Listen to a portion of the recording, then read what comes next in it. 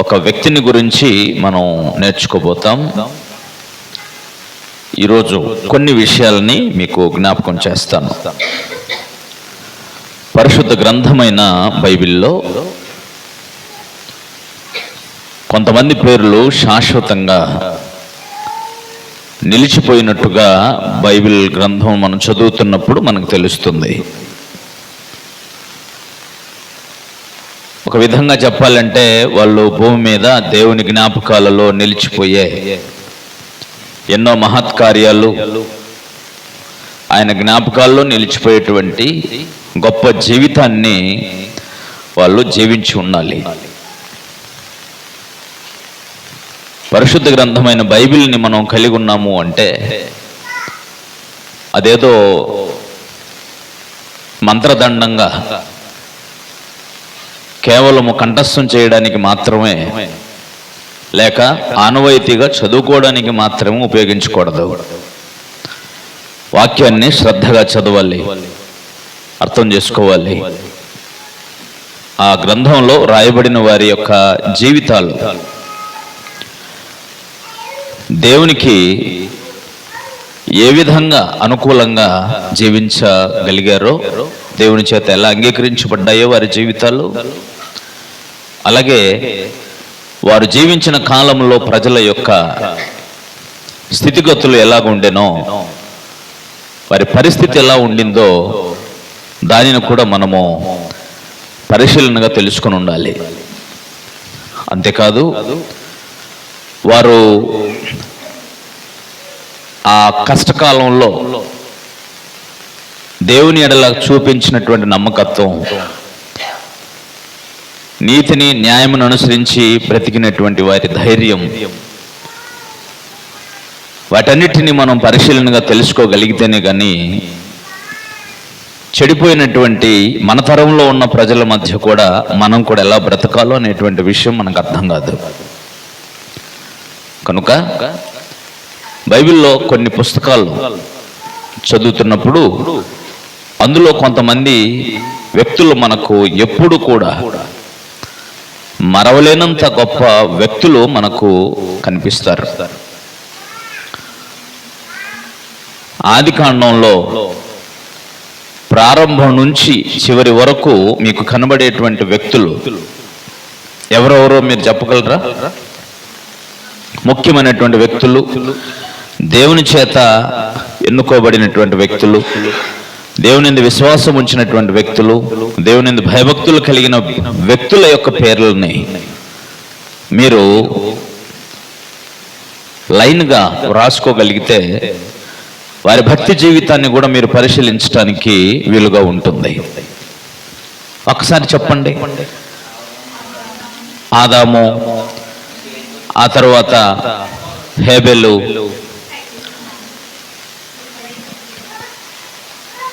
తరువాత షేతు, ఆ తరువాత హనోకు, ఆ తరువాత నోవహు, ఆ తర్వాత ఆయన కుమారుల్లో షేము,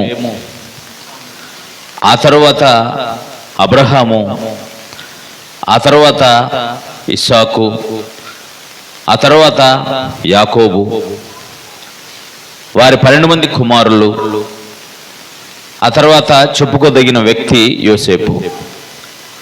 ఇలాగా కొంతమంది విశ్వాసులుగా భూమి మీద బ్రతికిన వారి జీవితాలని ఒక్కొక్క పుస్తకంలో మనము కంఠస్థం చేసిన వారై ఉండాలి. నిర్గమకాండం అనగానే మోషే గారే మనం గుర్తుకొస్తారు. ద్వితీయోపదేశకాండం వరకు మోషే గారు ప్రజల పక్షంగా దేవునితో మాట్లాడినటువంటి విధానం, ప్రజలను నడిపించినటువంటి విధానం, ప్రజలు ఆయనపై తిరుగుబాటు చేసినటువంటి పరిస్థితులలో ఆయన స్పందించినటువంటి విధానం, ఎవరు నా ప్రజలు అని అనుకుంటారో ఆ ప్రజలే తన మీద తిరుగుబాటు చేసినప్పుడు మరి మోషే గారు ఏ విధంగా స్పందించారో, దేవునితో ఆయనకున్న సాన్నిహిత్యం,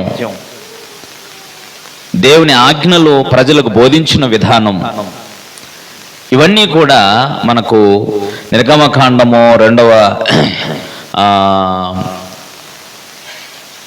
2వ అధ్యాయం నుంచి, అంటే మోషే గారు దేవుని సేవకుడుగా పిలువబడిన నాటి నుంచి మరి తన ముగింపు వరకు, మరణ జీవితం వరకు, మరణ దినము వరకు ద్వితీయోపదేశకాండంలో అనేక విషయాల్లో దేవుడు వారికి తెలియజేసినట్టుగా మనం చదవగలం.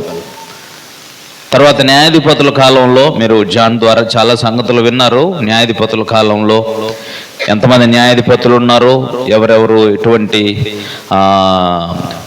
వారి ఇశ్రాయేలీయుల శత్రువుల చేతుల్లో నుండి వీరిని కాపాడటానికి వారి సొంత బలాన్ని ఉపయోగించారా, దేవునిపై ఆధారపడ్డారా, దేవుడు వారిని ఏ విధంగా తన పని కోసం వాడుకున్నాడో, ఆ కాల ప్రజల పరిస్థితులు ఏంటి, అవన్నీ కూడా మీరు చదవగలరు. ఇక్కడ న్యాయాధిపతుల గ్రంథం చదివినప్పుడు వాళ్ళు చేసిన యుద్ధాలు మీరు చేయాలనేటువంటిది కాదు, కానీ వారు దేవునిపై ఉంచిన విశ్వాసము మనం నేర్చుకోవలసిన అవసరం ఉంటుంది. ప్రజలు దేవునిపై ఆధారపడిన విధానం, మానవుని యొక్క పశ్చాత్తాపం, వాడి తప్పును కూర్చి వాడు తెలుసుకున్నవాడే దేవుని ఆశ్రయించినప్పుడు దేవుడు వారి ప్రార్థన ఆలకించి, వారి పశ్చాత్తాపాన్ని చూసి, వారి తగ్గింపును చూసి దేవుడు వారికి సహాయం చేసినటువంటి విధానము, దేవుడు ఎంత నమ్మదగిన వాడో, ఎంత దీర్ఘశాంతుడో, ఎంత ప్రేమ కలిగిన వాడో, మానవుల యొక్క తగ్గింపును ఆయన ఏ విధంగా చూస్తాడో, వీటన్నిటిని కూడా మనము న్యాయాధిపతుల గ్రంథంలో చదవగలం. ఆ తర్వాత రూతు గ్రంథం అంటే మనకు తెలియవలసినటువంటి ప్రాముఖ్యమైన విషయం ఏమిటంటే, ఎవరైనా సరే దేవుడు ఇశ్రాయేలు కొరకు రాయించి ఇచ్చినటువంటి ధర్మశాస్త్రం అనే ఆ చట్టాన్ని అనుసరించి, ధర్మశాస్త్రం అనే ఆ నియమంలో, ఆ ధర్మశాస్త్రం అనేటువంటి ఆ నిబంధనలో ఉన్న ఆజ్ఞలను అన్నిటినీ అనుసరించి ప్రజలు బ్రతికితే ఆ దేశం, ఆ పట్టణం ఎంత ఆరోగ్యంగా, ఎంత న్యాయంగా ఉంటుందో దానిని మనం చూడగలం. దేవుడు ఎదురు చూచింది అదే. దేవుడు ఇశ్రాయేలీయులకు ధర్మశాస్త్రాన్ని ఇచ్చిన తర్వాత ధర్మశాస్త్రమును పాటించినటువంటి భక్తులైన వాళ్ళు ఎవరైనా ఉన్నట్టు మీకు కనిపిస్తే అది రూతు గ్రంథంలో మాత్రమే స్పష్టంగా తెలుస్తుంది. దేవుడి ధర్మశాస్త్రాన్ని అనుసరించి నడుస్తున్నటువంటి ఆ కాలంలో ఉన్నటువంటి బెత్లెహేములో ఉన్నటువంటి పెద్దలు, ఆ గ్రామ పెద్దలు, అలాగే పెద్దల జాబితాలో ఉన్నటువంటి ఒక యవనుడైనటువంటి బోయాజు, అలాగే నయోమి గారు కూతురు వలె తన కోడలను చూసుకున్నటువంటి తల్లిగా, తన కూతురు విధవైనప్పటికీ, తన కోడలు విధవైనప్పటికీ, తన కుమారులు చనిపోయినప్పటికీ తన కుమార్తెకు, ఒక కుమార్తె కోసం తల్లి ఏ విధంగా ఆలోచిస్తుందో ఆమె ఆలోచించినటువంటి విధానం, స్వజనమును విడిచిపెట్టి భర్త ఇంటి వారే తన ఇంటి వారు, భర్త ఇంటి వారి దేవుడే తన దేవుడని నమ్మి వచ్చినటువంటి ఒక కోడలు తన అత్తగారిని తల్లిగా భావించి జీవించిన విధానం, వారందరూ దేవుని యొక్క ధర్మశాస్త్ర నియమాన్ని అనుసరించి బ్రతికినటువంటి క్రమం మీకు రూతు గ్రంథంలో కనిపిస్తుంది. ధర్మశాస్త్రం ఇచ్చిన తర్వాత ధర్మశాస్త్రం అనుసరించి బ్రతికినటువంటి ప్రజలు, దేశం లేక పట్టణం ఏదైనా ఉంది అని అంటే అది రూతు గ్రంథం మాత్రం మీకు స్పష్టంగా కనిపిస్తుంది.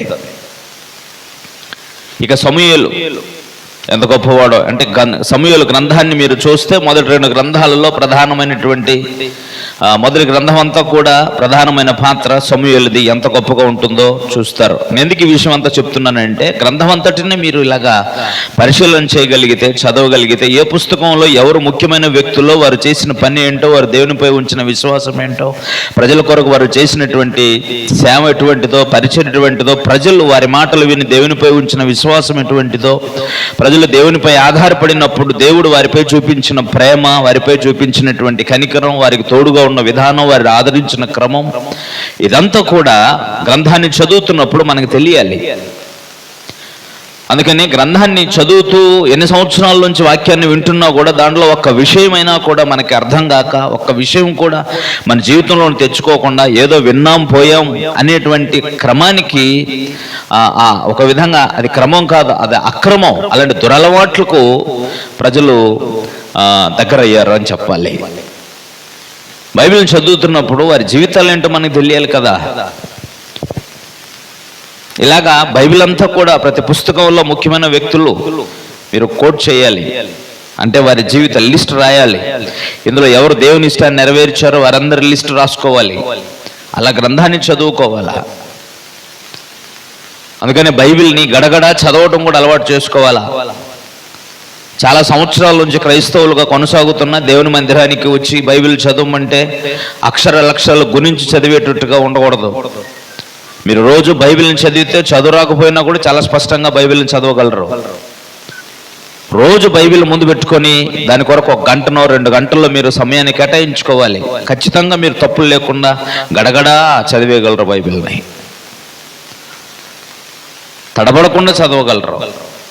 మీరు ఎంత స్పీడ్గా బైబిల్ని చదవటానికి అలవాటు చేసుకోగలుగుతారో, ఎంత వేగంగా మీరు బైబిల్ని చదవగలరో అంత బాగా బైబిల్ని అర్థం చేసుకోవడానికి వీలుగా ఉంటుంది. ముందు చదవటమే రాకపోతే గుణించి అక్షరాలు మీరు పట్టుకొని గుర్తించి చదివేటువంటి పరిస్థితి వస్తే అందులో ఉన్న భావాలు ఎప్పుడు తెలుస్తాయి మనకి? అందుకని బైబిల్ని నేర్చుకోవడానికి మనసు పెట్టాలి. వినేటప్పుడు మనసు పెట్టి వినాలి.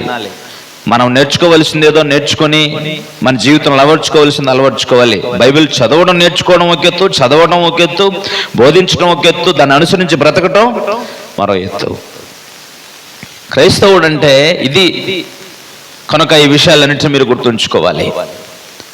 ఇక్కడ మనం తెలుసుకోవలసినటువంటి ముఖ్యమైన విషయం ఏంటంటే, మనం భూమి మీద జీవించే నిజమైన క్రైస్తవ జీవితం లేక నిజమైన దేవుని పిల్లలుగా దేవుని కుటుంబానికి చెందిన వారుగా మనం బ్రతుకుతున్నప్పుడు మనల్ని చూసినటువంటి దేవుడు మనల్ని చూసి లోకంలో మానవ జాతిని అంతటిని రక్షించాలనేటువంటి ఆశ దేవుని కలిగించేటట్టుగా మనం బ్రతకాలి. కొన్నిసార్లు మీరు చూస్తే లోకంలో నుంచి క్రైస్తవ్యంలోనికి వచ్చినటువంటి ఒక వ్యక్తి ప్రారంభంలో ఎంతో భయము భక్తి కలిగి జీవించిన తర్వాత ఆ తర్వాత ఏం జరుగుతూ ఉంటుందంటే, క్రైస్తవ్యంలో ఉన్నటువంటి నిరాశతో కూడిన జీవితం, ప్రేమ లేనటువంటి జీవితం, కక్షలతో కలహాలతో కొట్టుమిట్టాడుతున్న క్రైస్తవులను చూసిన తర్వాత బయట నుంచి క్రైస్తవుడైన వాడు కూడా చల్లబడిపోతాడు. ఇంకా ఆ తర్వాత అది ఇది అంతా ఒకటేలే అని చెప్పేసి లోకంతో పాటు క్రైస్తవ్యం పాటు లోకం అన్నట్టుగా లోకాన్ని క్రైస్తవ్యంలో సంఘంలోని తీసుకొస్తారు, సంఘాన్ని లోకంలో కలిపేస్తారు. అలాగ లోకం దృష్టితో సంఘాన్ని చూడటం అలవాటు చేసుకుంటారు. అలాగైన వల్లే ఇప్పుడున్న క్రైస్తవులందరూ కూడా వాక్యపు వెలుగులో వాక్యానుసారంగా బ్రతికేటువంటి మనుషులు లేరు. వాక్యానుసారంగా బ్రతుకుతూ ఉన్నట్లయితే ఇతరులకు ఇటు జీవితాన్ని జీవించాలనేటువంటి ఆశ పుట్టించేటట్టుగా బ్రతకాల. నేను కూడా లోకంలో ఒకరిని ఏం చేస్తాం, లోకం ఇలాగే బ్రతుకుతాం కదన్నట్టుగా బ్రతికేది కాదు. ఏ విధంగా లోకంలో ఉన్నవారు క్రైస్తవులకు వచ్చిన తర్వాత మళ్ళీ లోకంనే క్రైస్తవుల్లో కూడా చూచి నిరాశ చెందినట్టుగానే మానవ యొక్క క్రైస్తవులుగా పిలువబడిన దేవుని పిల్లలుగా ఉండడానికి వచ్చినటువంటి మనుషులు చేసే తప్పులను చూసి వారి అవిధేయతను చూసినటువంటి దేవుడు మానవ జాతిని కలుగు చేసినందుకు బాధ కలిగించేటట్టుగా బ్రతకూడదు. ఇంకెందుకులే, ఎవరిని కాపాడినా క్రైస్తవులు వాళ్ళ లోకంలోంచి క్రైస్తవులకు వచ్చాడు, వీడు లోకస్తుడుగానే బ్రతుకుతున్నాడు. వీళ్ళకి ముహూర్తాలు కావాలా, వీళ్ళకి చెడ్డ దినాలు కావాలా, వీళ్ళకి మంచి దినాలు కావాలా, అమావాస్యలు కావాలా, పౌర్ణాలు కావాలా, లోక సంబంధమైన ఆచారాలు కావాలా, పద్ధతులు కావాలా. మనుషులు భయపడతారు, దేవునికి భయపడతారు. దేవునికి. అప్పుడప్పుడు మీరు అంటుంటారు కొంతమంది, ఏం చేద్దాం, ఊర్లో వాళ్ళు మన గ్రామ ప్రజలు మనల్ని నిందిస్తారు కదా, వాళ్ళ కోసం మనం ఏదో చేయాలి అని. వాళ్ళు బాధ పెడతారు, లేకపోతే బాధపడతారు, వాళ్ళు ఏమని అనుకుంటారో మేము చేస్తాము అని అంటుంటారు. ఎవరి కోసమో ఎవరో ఏదో అంటారే నువ్వు చేస్తే మరి దేవుడు అన్నా పర్వాలేదా? దేవుడు మనల్ని కాదనుకున్నా పర్వాలేదా? నీ విశ్వాస జీవితంలో గ్రామం ఏంటి, లోకమంతా ఒకటైపోయినా సరే నా వలన దేవుడు బాధపడకూడదు అనేటువంటి ఒక ఖచ్చితమైన విశ్వాస జీవితాన్ని కలిగి ఉండాలి. లోకం కోసం బ్రతికేది కాదు. లోక ప్రజలను ఆనంద పెట్టడం, ఎంతకాలం ఆనంద పెడతాం మనుషుల్ని, గ్రామ ప్రజల్ని, దేశ ప్రజల్ని, వీళ్ళని ఆనంద పెట్టడానికి కాదు మనం ఉంది. బ్రతుకునిచ్చినటువంటి దేవుడు ఎందుకు బ్రతుకునిచ్చాడో దాన్ని బ్రతికి చూపించండి. ఒకవేళ మీరు లోకంలో గ్రామాలు వాళ్ళు పెట్టిన ఆచారాలను అనుసరించడం వల్ల జరిగేటువంటి మేలు ఏంటి, దానివల్ల ప్రయోజనం ఏంటి? ఒక విశ్వాస జీవితం ఎలా ఉండాలంటే, నేను క్రైస్తవ జీవితాన్ని జీవిస్తాను, మీరు లోకస్తులుగా బ్రతకండి, అప్పుడు ఎవరి జీవితం బాగుంటుందో చూద్దాం రండి అన్నట్టుగా ఉండాలి క్రైస్తవ జీవితం అంటే. ఆ రోజు షద్రకు మేషకు అబేద్నెగో అనేటువంటి వాళ్ళని చూశారు కదా మీరు. వారి జీవితంలో వాళ్ళకు రాజుగారు తినేటువంటి ఆహారం, రాజుగారు తినే ద్రాక్షరసం వారికి ఇచ్చేస్తే, వద్దు మాకు శాఖాధాన్యులు మాత్రం ఇవ్వండి, వారు ఇచ్చే రాజుగారు తినేటువంటి భోజనం మాకు వద్దు అని అన్నారు.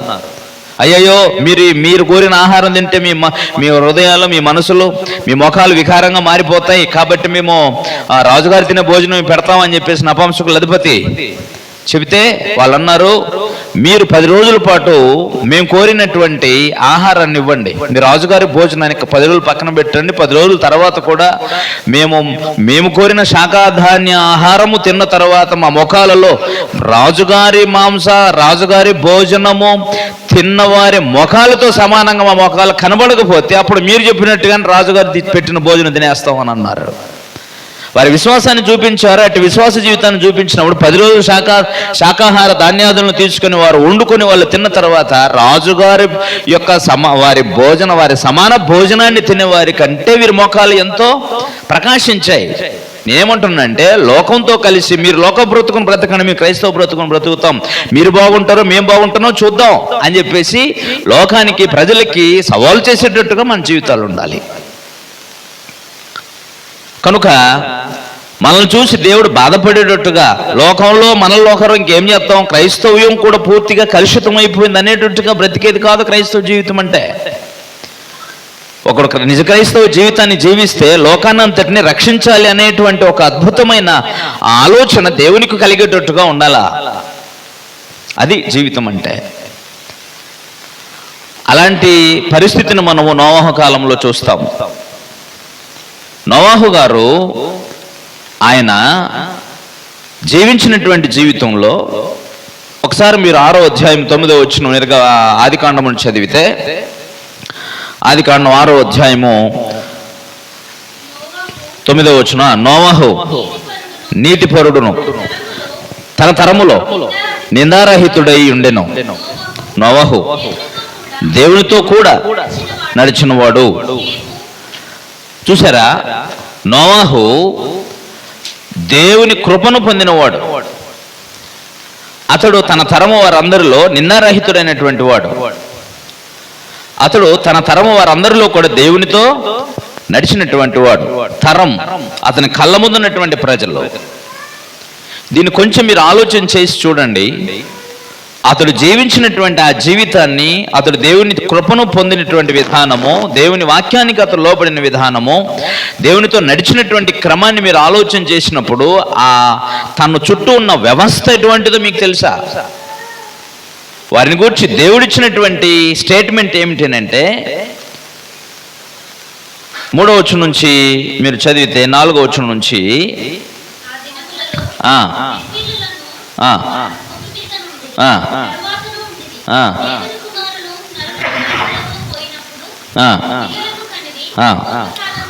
ఐదవ వచనాన్ని చూడండి.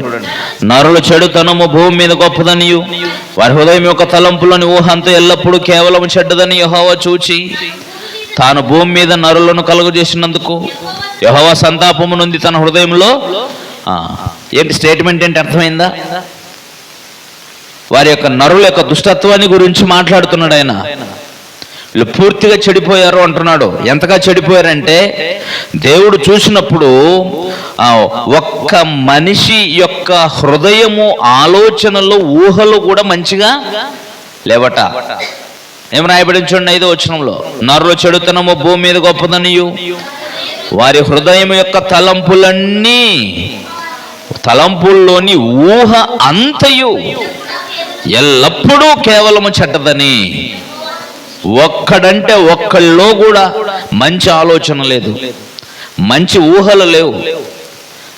దుష్టత్వానికి పరాకాష్ఠగా మారినటువంటి మనుషుల యొక్క పరిస్థితులు చూడండి, వారి క్రియలు. ఇప్పుడు హృదయంలో అంతా ఆలోచనలు, ఊహలు, క్రియలు, హృదయం అంతా కూడా చెడుతనంతో, దుష్టత్వంతో నింపబడితే ఇప్పుడు ఏం పనులు చేస్తారు వాళ్ళు? మంచి పనులు చేస్తారా, చెడ్డ పనులు చేస్తారా? చెడ్డ పనులుగా చేస్తారు.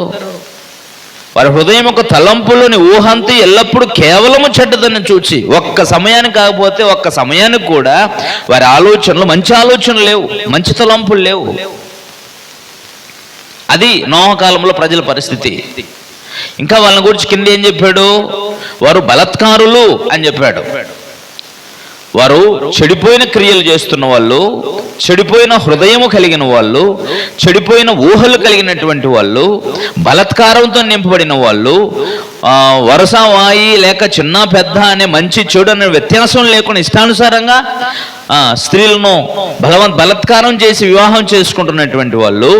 ఇంకా వారిని గురించి ఏం చెప్పాడంటే 11-12 వచనాల్లో, నరులు యెహోవా దేవుడు భూమిని చూచినప్పుడు అది బలత్కారంతో నిండి ఉండెను అని చదివాడు. ఆ తర్వాత భూలోకాన్ని చూసినప్పుడు అక్కడ జరిగిన పరిస్థితి ఏంటనంటే, ఇక్కడ రాయబడింది, నరులు సర్వశరీరులు తమ మార్గాల్ని చెరిపేసుకున్నారు. ఎవడికి వాడే చెడిపోయాడు, ఎవడికి వాడే మార్గాన్ని చెడగొట్టుకున్నాడట. ఇంత భయంకరమైనటువంటి వాతావరణంలో ప్రజలు జీవించినప్పుడు నోవహు గారు బ్రతికారు. నోవహు గారు అలాంటి చుట్టూ చెడిపోయిన వ్యవస్థ మధ్య ఒకడు నీతి న్యాయం అనుసరించి బ్రతకాలంటే అది ఎంత భయంకరమైనటువంటి వాతావరణమో మీరు గ్రహించవచ్చు. మీ చుట్టూ ఎవరు చెడ్డవాళ్ళు లేకపోయినా కూడా మంచిగా బ్రతకడం చేతకన్నటువంటి సమాజం ఈ లోకం, ముఖ్యంగా క్రైస్తవులు కూడా. చెడిపోయిన వారి మధ్య చెడిపోయి బ్రతకడానికి అలవాటు చేసుకున్నారు, కానీ చెడిపోయిన వారి మధ్య కూడా తన నీతిని యథార్థతను చూపించగలిగే ధైర్య సాహసాలు కలిగిన భక్తిపరుడు ఎవడు ఎందెందు వెతికినా కనబడటం లేదు. చక్కటి వాతావరణం, కలహాలు లేనటువంటి క్రీస్తు సంఘం, దేవుని రూపాన్ని సంపాదించుకోవడానికి ఏర్పాటు చేయబడిన బోధన విధానం, దేవునితో అన్యోన్య సహవాసం చేయగలిగిన అద్భుతమైన వాతావరణాన్ని దేవుడు కల్పించినా లోకంలో ఉన్న కలహాలు, గొడవలు, సమస్యలు అన్నిటిని, అసూయ, కలహం, మత్సరం అంతా తీసుకొని వచ్చేసి దేవుని పిల్లల్ని, దేవుని సంఘాన్ని నాశనం చేసేటువంటి పరిస్థితి తీసుకొచ్చి పెట్టుకున్నారు. ఒక చక్కటి వాతావరణంలో కూడా, ఒక ప్రత్యేకమైన వాతావరణాన్ని దేవుడు ఏర్పాటు చేసినప్పటికీ కూడా అందులోనూ కూడా చెడిపోయిన లోకాన్ని తీసుకొచ్చుకొని చెడిపోవడానికి అలవాటు పడిన ఈ వ్యవస్థను చూస్తుంటే నోవహు గారి జీవితం ఎంత గొప్పగా కనిపిస్తుందో చూడండి. ఒక్కడంటే ఒక్కడు కూడా మంచివాడు లేడు, మంచి ఊహలు లేవు, మంచి చూపులు లేవు, మంచి ఆలోచనలు లేవు, మంచి పనులు లేవు. టోటల్గా చుట్టూ ఉన్న ప్రజలందరూ చెడిపోయి ఉండగా అలాంటి వారి మధ్య నీతిని అనుసరించి, న్యాయమును అనుసరించి, నిందారహితునుగా, దేవుని కృపను పొందిన వాడుగా, నీతిని ప్రకటించినటువంటి వాడుగా, దేవుని భయభక్తులు కలిగిన వాడుగా, దేవుని ఆజ్ఞకు విధేయత చూపిన వాడుగా, దేవునితో నడిచిన వాడుగా మీకు నోవహు గారు కనిపిస్తున్నారు. ఎంత గొప్ప జీవితం అయింది, ఎంత ఉన్నతమైన జీవితమో చూడండి అయింది. ప్రజలు ఎలాంటి వాళ్ళు ఉన్నారో ఆ ప్రజల యొక్క పరిస్థితులన్నింటినీ చూసినటువంటి దేవుడు వారి హృదయాలోచనలు పూర్తిగా ఎప్పుడూ చెడ్డవి అని చెప్పేసి వారి సమూల నాశనానికి దేవుడు సిద్ధపడ్డాడు.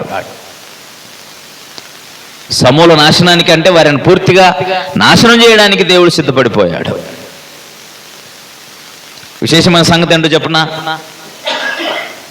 దేవుడు వారి నాశనం చేయటానికి కూడా అప్పటికప్పుడే ఆయన ఏమీ నిర్ణయం తీసుకున్నది కాదు. అది వారి కోసం దేవుడు తీసుకున్నటువంటి నిర్ణయం అప్పటికప్పుడు కాదు. ఒకసారి మీరు జాగ్రత్తగా చూడగలిగితే వారి కోసం దేవుడు చాలా దీర్ఘశాంతం చూపించినట్టుగా మనం చదవగలం. ముందుగా మనము ఆదికాండం 6వ అధ్యాయం 3వ వచనాన్ని చదువుదాం. దేవుడు నరుల యొక్క పరిస్థితులన్నిటినీ చూసిన తర్వాత ఇలా మాట్లాడుతున్నాడు, నా ఆత్మ నరులతో ఎల్లప్పుడూ వాదించదు అన్నాడు. నా ఆత్మ నరులతో ఎల్లప్పుడూ వాదించదు. యాక్చువల్గా వాదించదు అని రాయబడింది, కానీ వాస్తవానికి నరుల పక్షంగా నా ఆత్మ ఎల్లప్పుడూ వాదించడు అని చెప్పాడు. పరిశుద్ధాత్మ యొక్క కార్యక్రమాలని, నా ఆత్మ, నా అంటున్నది ఎవరు? యెహోవా దేవుడు. నా ఆత్మ అన్నాడంటే పరిశుద్ధాత్మ. పరిశుద్ధాత్మ నరులను కూర్చుని నాతో ఎల్లప్పుడూ వాదించడు అని చెప్తున్నాడు. అంటే పరిశుద్ధాత్ముడు ఏం చేస్తాడన్నమాట, మ్యాక్సిమం మనుషుల కొరకు. అప్పుడు ఇప్పుడు ఆయన చేస్తున్నటువంటి కార్యక్రమం చాలా అద్భుతమైంది. రోమీయులకు రాసిన పత్రిక 8వ అధ్యాయం 26వ వచనాన్ని చూడండి. రోమీయులకు రాసిన పత్రిక 8వ అధ్యాయం 26వ వచనం. ఆత్మయు మన బలహీనతను చూచి సహాయం చేస్తున్నాడు. ఎలాగంటే మనము యుక్తముగా ఎలాగో ప్రార్థన చేయవలనో మనకు తెలియదు, ఉచ్చరింప శక్యము కాని మూలుగులతో ఆ ఆత్మ తానే మన పక్షమున, ఎవరికి? తండ్రి అయిన దేవునికి. ఎవరు? పరిశుద్ధాత్ముడు ఏం చేస్తున్నాడు? విజ్ఞాపన చేస్తున్నాడు. ఆయన వారి మీద కోపడొద్దు అని, వారి మీద కోపడొద్దు అని చెప్పేసి పరిశుద్ధాత్ముడు ఏం చేస్తాడు? విజ్ఞాపన చేస్తున్నాడు వారి పక్షంగా. ఇక్కడైతే బాప్తిసం పొందినటువంటి దేవుని ప్రజలైన వారి పక్షంగా ఆయన విజ్ఞాపనం చేస్తున్నాడు అన్నాడు. కానీ అక్కడ మాట్లాడినప్పుడు నా ఆత్మ నరులతో ఎల్లప్పుడూ వాదించదంటే పరిశుద్ధాత్ముడు కూడా వారి కొరకు ఏం చేశాడు? విజ్ఞాపన చేశాడని అర్థం. అక్కడ పరిశుద్ధాత్ముడు కూడా విజ్ఞాపన చేయడం మానేశాడు ఆ ప్రజల కోసం. అంటే దేవుడు ఎంత దీర్ఘశాంతం చూపించాడో మీకు తెలియాలా? ఇక్కడ పరిశుద్ధాత్ముడు ఈ నోవహు కాలంలో ఉన్న ప్రజల కోసం ఏం చేశాడట? దేవుని ఎదుట విజ్ఞాపన చేశాడు. దేవునికి దీర్ఘశాంతం, దేవుని యొక్క వ్యక్తిత్వం దీర్ఘశాంతం కలిగి ఉన్నప్పటికీ ఆయన దీర్ఘశాంతాన్ని సహితం పరీక్షించి సహింప నలవకానంత భయంకరులుగా మనుషులు మారిపోయారు. ఇక్కడ పరిశుద్ధాత్మ విజ్ఞాపన చేశాడని చూసాము. తిరిగి మీరు పేతురు రాసిన మొదటి పత్రికలోని 3వ అధ్యాయము, మానవ జాతి కొరకు పూర్వం నుంచి జరుగుతున్నటువంటి పరిచర్య విధానం మనకు తెలియాల.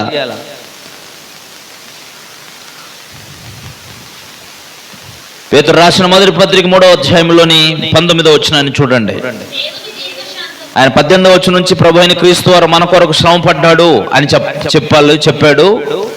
ఆయన నోహు కాలంలో ఏం చేశాడో యేసు ప్రభు వారి కోసం చెప్తున్నాడు. చూడండి, దేవుని దీర్ఘశాంతం ఇంకా కనిపెడుతూ ఉన్నప్పుడు, పూర్వం అంటే నోవహు దినములలో ఓడ సిద్ధపరచబడుతుండగా అవిధేయులైన వారి యొద్దకు, అనగా చెరలో ఉన్నంటే శరీరం అనే పాపం అనే చెరలో బంధించబడి పాపంతో కొట్టుమిట్టాడుతున్న ఆ ఆత్మల యొద్దకు ఆ యేసు ప్రభు వారు ఆత్మరూపిగానే వెళ్ళి వారికి ప్రకటన. ఎప్పుడు? ఏ కాలం అది? నోవహు కాలంలో, జలప్రలయం కాలంలో దేవుడు దీర్ఘశాంతం కనిపెడుతుండిందట. దేవుని దీర్ఘశాంతం కనిపెట్టుచున్నటువంటి ఆ దినాలలో ఇంకెవరు వెళ్ళారా ప్రజల దగ్గర ఆత్మరూపిగా వెళ్ళిపోయి? యేసు ప్రభు వారు వెళ్ళి వారికి ఏం చేశాడట? వాక్యము ప్రకటించను, సువార్త ప్రకటించను. నోవహు గారి మాట ద్వారా, నోవహు గారు చెప్పే సువార్త ద్వారా నోవహు గారు ప్రజలను రక్షించటానికి నిజంగా వారు నోవహు గారి యొక్క వాక్యమును గాని లేక ప్రభు అయిన క్రీస్తు వారు ఆత్మరూపుగా వెళ్ళి వారి హృదయాలను తట్టిన, వారి హృదయపు తలంపులను తట్టినటువంటి విధానముగానే అర్థం చేసుకుని ఉంటే, ఆ లోక పరిస్థితులన్నిటినీ చూసినటువంటి పరిశుద్ధాత్ముడు విజ్ఞాపన చేస్తున్నటువంటి విజ్ఞాపన చేస్తున్నప్పుడు యేసు ప్రభు వారు చేసిన కార్యం కొరకు, పరిశుద్ధాత్ముడు చేస్తున్న విజ్ఞాపన కొరకు మానవుల మీద దయగలిగి దేవుడు క్షమించడానికి సిద్ధమైన మనసు కలిగి ఉండే. కానీ మనుషులు అటు పరిశుద్ధాత్మ యొక్క విజ్ఞాపనను ఎరిగిన వారు కారు, యేసుప్రభు వారి స్వార్థ ప్రకటన ఆలకించిన వారు కారు, యోబు గారి యొక్క నోవహు గారి జీవన విధానాన్ని గ్రహించిన వారు కాదు, ఆయన చేస్తున్న పనిని కూడా అర్థం చేసుకున్న వారు కారు, ఎగతాళి చేసి ఆయన పనిని అవమానించినటువంటి వారుగా కనిపిస్తూ ఉంటారు. అందుచేతనే దేవుని దీర్ఘశాంతము కూడా సహింపనలవకానంత హద్దులు దాటిపోయేటట్టుగా ప్రజలు ప్రవర్తించారు.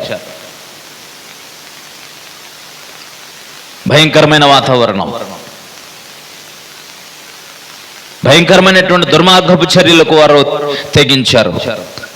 అందుకనే పూర్తిగా చెడిపోయినటువంటి వ్యవస్థ. అందుకని చెడిపోయిన వారి మనస్సు యొక్క ప్రత్యక్షత ఏమిటంటే బలాత్కారం. దేవుని వాక్యం వారికి అర్థం కావడం లేదు. ప్రకటన జరగలేదు అనుకోకండి, ప్రకటన జరిగింది. వారికి ఒకటి విజ్ఞాపన జరగలేదు అనుకోండి. నేనేం చెప్తున్నానంటే, దేవుడు భూమి మీద ఉన్న శరీరులందరినీ నాశనం చేయటానికి నిర్ణయం తీసుకున్నప్పుడు ఊరక తీసుకోలేదు అంటున్నాను. అప్పటికప్పుడు తీసుకున్న నిర్ణయము కాదు అంటున్నాను. ప్రస్తుత కాలంలో ప్రజల యొక్క పక్షాన ప్రభువైన క్రీస్తు వారు, పరిశుద్ధాత్ముడు మరియు దేవునితో ఉన్న దేవుని ప్రజలు, సువార్థికులు ఏ విధంగా పనిచేస్తూ వచ్చారో ఆ కాలంలో కూడా యేసుప్రభు వారు, పరిశుద్ధాత్ముడు, ఇంకా దేవుని నీతిని ఎరిగిన నోవాహు గారు. వీరి జీవితాలు, నోవాహు గారి యొక్క జీవితం, ఆయన ప్రకటన, ఆయన జీవితం, ఆయన ఓడకడుతున్న విధానం, ప్రజల హృదయాలను తట్టిన ప్రభు అయిన క్రీస్తు, వీటన్నిటినీ అవి ఏ విధంగా జరిగాయో అలాగే మానవ జాతి కొరకు పరిశుద్ధాత్మ విజ్ఞాపనం చేసినటువంటి క్రమం, ఇదంతా కూడా ఆలోచన చేస్తుంటే ప్రస్తుతం కూడా అలాగే జరుగుతుంది. ఇలాంటి పరిస్థితుల్లో ఈ కాలంలో కూడా మన జీవితంలో కూడా ఉన్నటువంటి పరిస్థితుల్లో మీరు ఎలా ఉన్నారో అనేటువంటిదే ఇక్కడ నోవాహు గారి జీవితం మనల్ని సవాల్ చేస్తున్నటువంటి విధానం.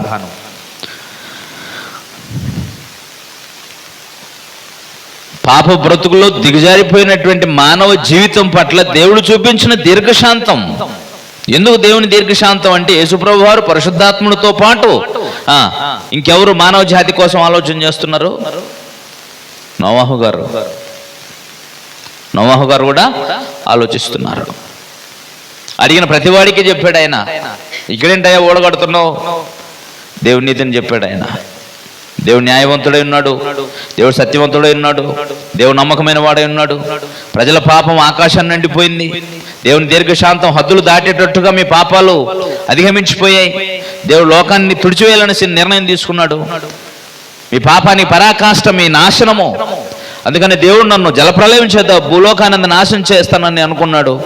అంచేత నన్ను నా కుటుంబం కోసం ఓడను కట్టుకోమన్నాడు. ఓడ కట్టుకునేటప్పుడు కూడా కనీసం ప్రజలు, నిజమా నోవాహు గారు, ప్రజల పాపం ఎక్కువైన మాట నిజమే, కాబట్టి మా జీవితాలు మార్చుకోవాల్సిన అవసరం ఉంది అని ఒక్కడైనా తమ మనసును మార్చుకొని ఉంటే దేవుడు వారి విషయమై తీసుకున్న నిర్ణయాన్ని ఖచ్చితంగా వెనక్కి తీసుకొని ఉండేవాడు. నిజంగా ప్రేమ కలిగిన వాడు దేవుడు. ఎంతో ప్రేమపూర్ణుడై వారిని క్షమించే సిద్ధ మనసు కలిగి ఉన్నప్పటికీ వారు దేవుని యొక్క ప్రేమను అర్థం చేసుకున్నవారు కారు. సేమ్ టు సేమ్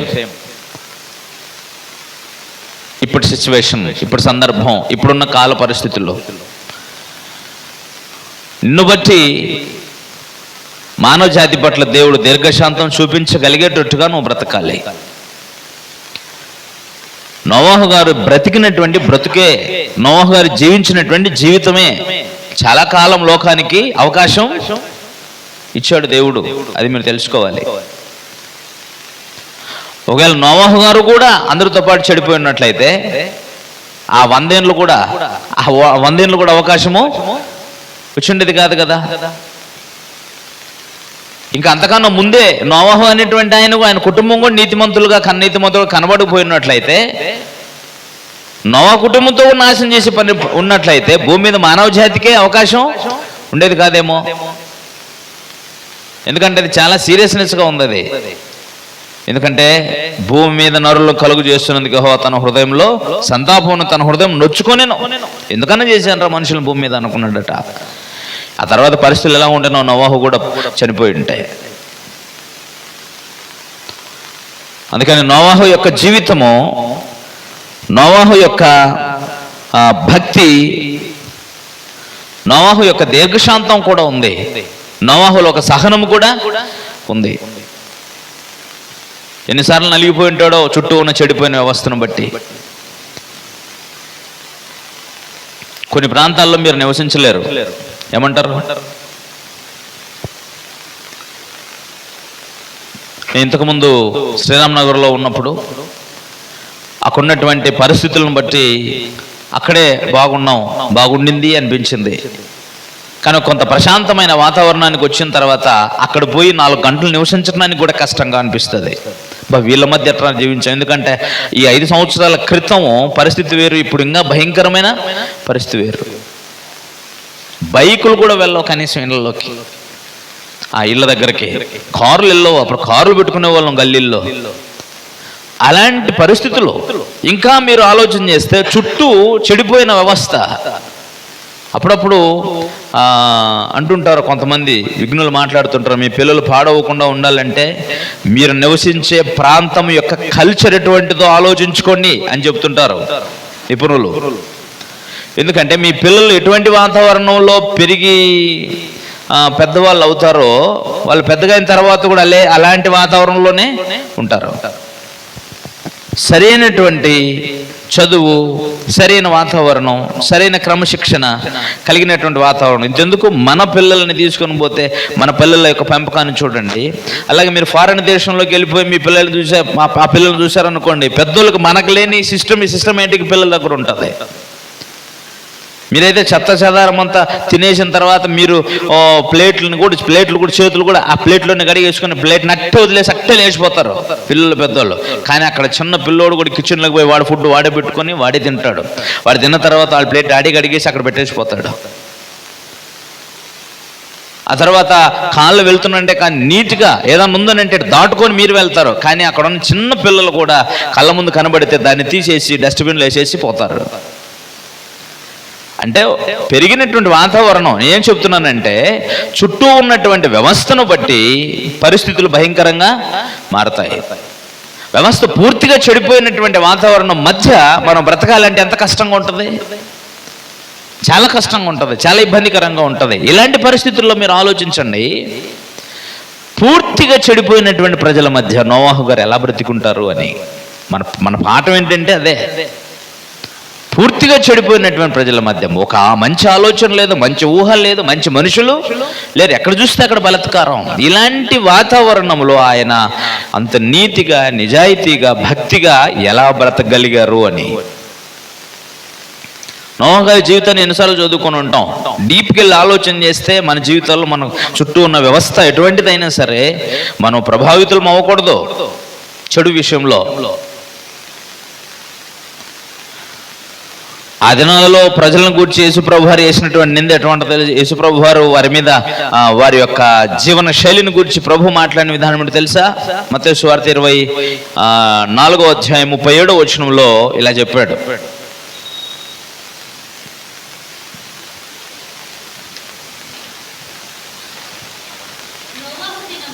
నోవహు దినములు ఎలాగుండెనో మనిషి కుమారుని నాకడి దినాలు కూడా అలాగే ఉంటాయి. జలప్రలయం ముందడి దినాల్లో నోవహు వాళ్ళలోనికి వెళ్ళే దినం వరకు వారు తినుచు త్రాగుచు పెళ్లి చేసుకొనుచు పెళ్లికిచ్చుచు ఉండిరి.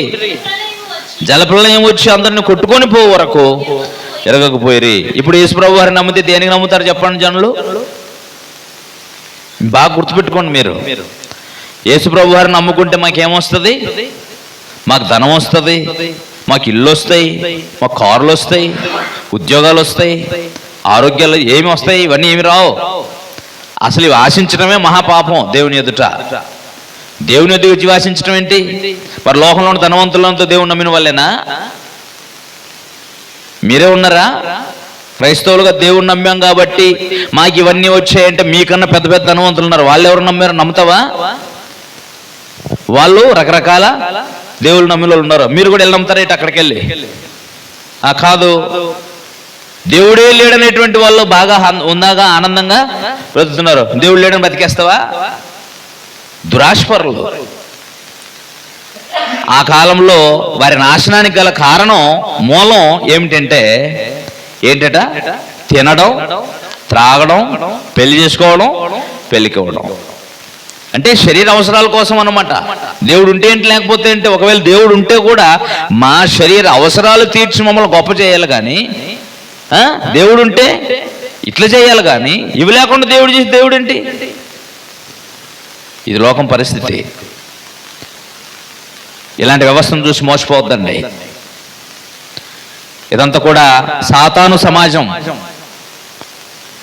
సాతాను యొక్క ప్రేరణతో, దుష్ట బోధలతో, అబద్ధ బోధలతో క్రైస్తవ్యాన్ని కలుషితం చేసినటువంటి దుర్మార్గం వెళ్తున్న దినాలు ఇవి. మీ చుట్టూ ఇలాంటి వాళ్ళే ఉంటారు. ఇక్కడే కాదు, ఇంకో చోట పోయి జీవించినంతే ఉంటది పరిస్థితి. అంతే, ఈ లోకం తీరే అది. కానీ నీతిని అనుసరించి బ్రతికినటువంటి వాళ్ళు, నీతిగా అనుసరించి నిజాయితీగా బ్రతకాలంటే చాలా ధైర్యం కావాలి. ఏం కావాలి? ధైర్యం కావాలి. చెడిపోయిన వ్యవస్థ మధ్య నిజాయితీగా నీతిని అనుసరించి బ్రతకాలంటే చాలా ధైర్యం ఉండాలి. అంత చెడిపోయినటువంటి లోకంలో ఎంత గొప్పగా ఆయన బ్రతికుంటాడో ఒకసారి ఆలోచించి చూడండి. పూర్తిగా చెడిపోయినటువంటి ప్రజల మధ్య ఎంత ధైర్యం కావాలి? చాలా ధైర్యం ఉండాలి, సాహసం ఉండాలి. ఎందుకంటే దేవుని వలన మాకేదో వస్తుంది అని నమ్మేటువంటి ప్రజల మధ్య నిజంగానే భక్తితో బ్రతకడం అనేది చాలా కష్టం. అన్యాయమును అనుసరించి బ్రతికేటువంటి ఈ లోకుల మధ్య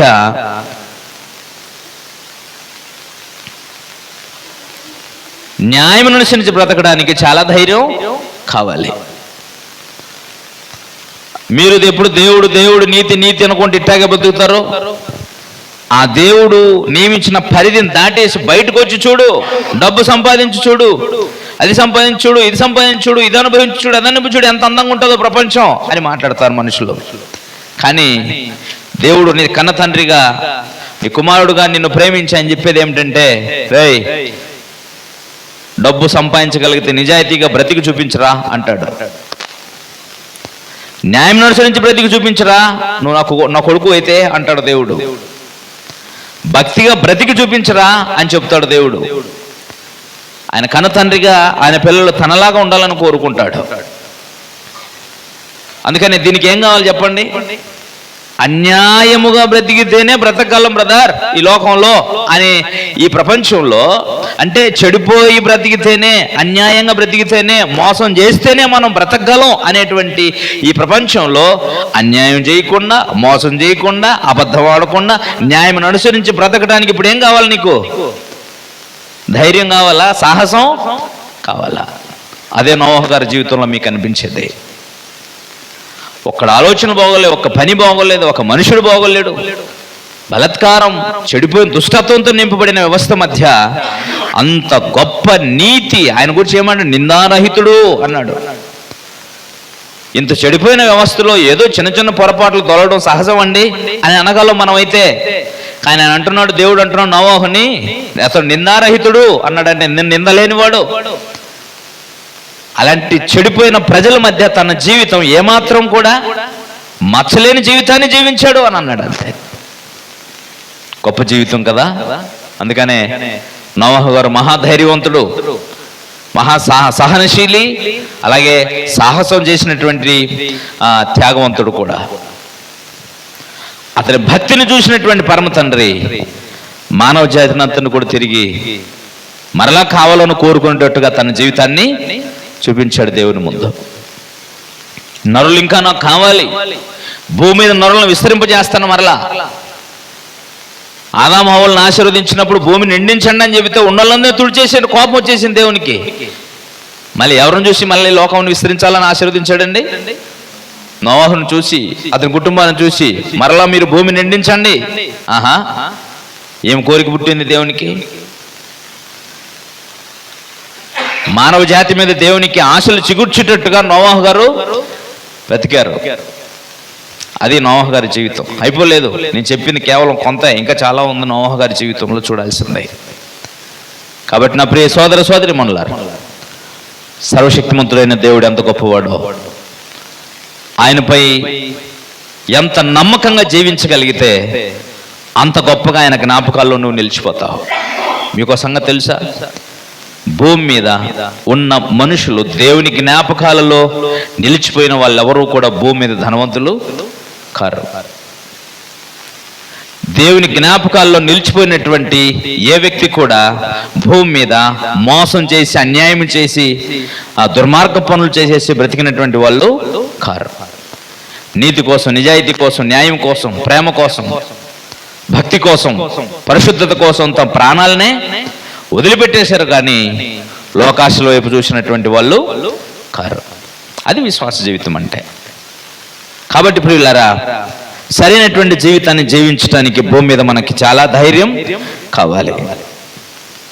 ఒకవైపు లాభదాయకమైన బ్రతుకుంది భౌతికంగా, మరోవైపు భౌతికంగా నష్టపోయి భక్తిగా బ్రతికేటువంటి అవకాశం కూడా ఉంది. మరి రెండింటి మధ్య మనం ఎలా బ్రతకగలం చెప్పండి? ఎలా జీవించగలం చూడండి ఒకసారి.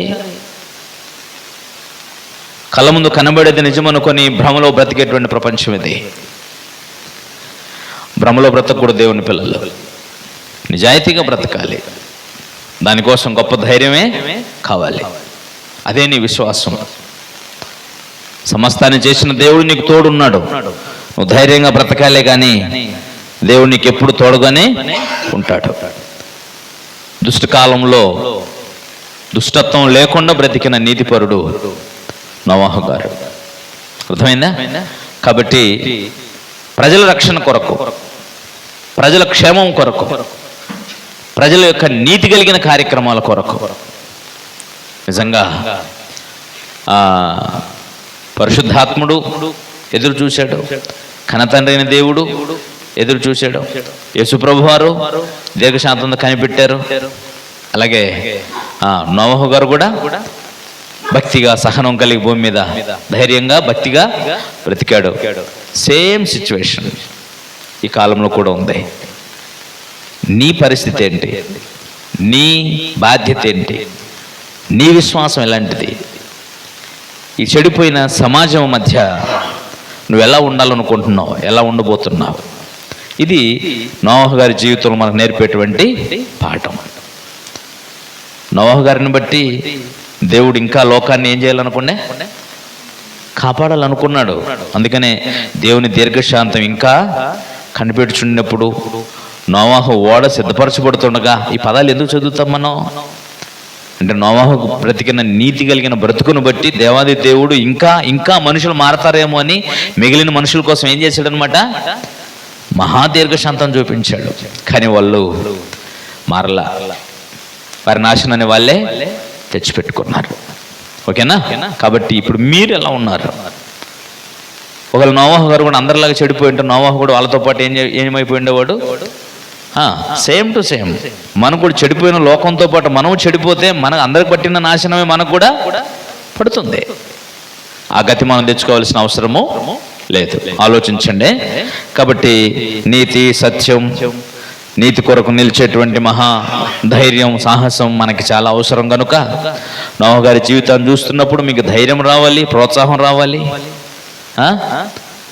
విశ్వాసం కూడా అభివృద్ధి చెందాలి. అటువంటి జీవితాన్ని మనం జీవించడానికి ఎల్లప్పుడూ సిద్ధపడదాం. అలాంటి కృపరం తండ్రి మనకు అనుగ్రహించుగాక. ప్రార్థించుకుందాం. తల ఉంచి కళ్ళు మూయండి. దేవాది దేవాన్ని ఘనమైన నామానికి స్తోత్రములు. కనికరం చూపించి ఇచ్చినటువంటి దినం కొరకు కృతజ్ఞతలు నాయన. పూర్వకాలం నుంచి నీతో నడవగలిగి నిన్ను ప్రేమించి నీ ఆజ్ఞలను గైకొనే భక్తులు కావాలని ఎదురు చూశారు. నిన్ను ప్రేమించే నీ ప్రజల కొరకు లోకం దుష్టత్వాన్ని అంతటిని సహించగలిగిన మహాదీర్ఘశాంతపరుడు తండ్రి మీరు. క్రీస్తునందు మమ్మల్ని అంగీకరించారు. మీరు కుమారులుగా, కుమార్తెలుగా మాలో నీతి, నిజాయితీ, ప్రేమ, సత్యం అను వాటితో కలిసి జీవించి ఎదగాలి, నీ రూపంలోనికి రావాలన్న మీ ఆశయాన్ని నీ వాక్యం ద్వారా గ్రహించగలిగిన మహాభాగ్యాన్ని ఇచ్చిన విధానం కొరకు స్తోత్రాలు తండ్రి. నీ కనికరమును మాపై చూపించి మీ దీర్ఘశాంత మెడలు విస్తరింపు చేసి మా బ్రతుకు కాలంలో మీరు మమ్మల్ని జ్ఞాపకం చేసుకుని రక్షించిన విధానం అంతటి కొరకును స్తోత్రాలు తండ్రి. మానవ జాతిని రక్షించుటలో మా ప్రకటన, మా పని, మా యొక్క విశ్వాసము, మా నోటి మాట, ఇవన్నీ కూడా తండ్రి మానవ జాతి రక్షణ కొరకు పాటు పడేదిగా ఉండేటట్టుగా మా బ్రతుకులు ఉండగలుగున్నట్లు, మా మాటను జాగ్రత్త చేసుకోగలుగుటకును, మా పనులు తండ్రి ఇతరులకు విశ్వాసము కలిగించేటట్టుగా లేక నిన్ను ప్రకటించేదిగా ఉన్నట్లును, దేవా నీతిని ప్రకటించేటువంటి మా పనుల ద్వారా నిన్ను ఘనపరచుటకును సహాయము చేయండి. విన్న వాక్యం అందరి హృదయాల్లో ఫలింపు చేయండి. క్రీస్తు యేసు పరిశుద్ధ నామముని ప్రార్థన సమర్పిస్తున్నాము తండ్రి. ఆమేన్.